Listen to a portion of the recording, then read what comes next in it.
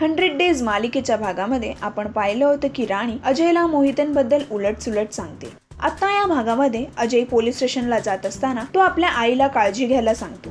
राणी आणि शरद दोघंही मोहितनबद्दल बोलत असतात। अजय पोलीस स्टेशनमध्ये येतो व राणीकडून कळलेली बातमी तो आपल्या सहकाऱ्यांना सांगतो।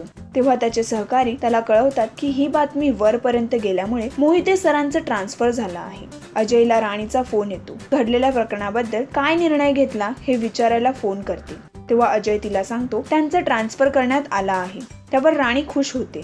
ती संगीता, शरद व तिवारीला हाक मारत आत येते व छतवर झाडलेल्या गोळ्यांचे निशाण ती त्यांना दाखवते आणि सांगते काल रात्री माझ्यावर हल्ला झाला आणि तिघांवर चिडते।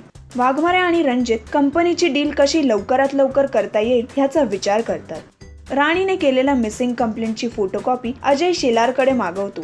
तेवढ्यात तावडे सर पोलीस स्टेशन मध्ये येतात व त्यांना कळवतात की पुन्हा माझं ह्या पोलीस स्टेशन मध्ये ट्रान्सफर करण्यात आला आहे।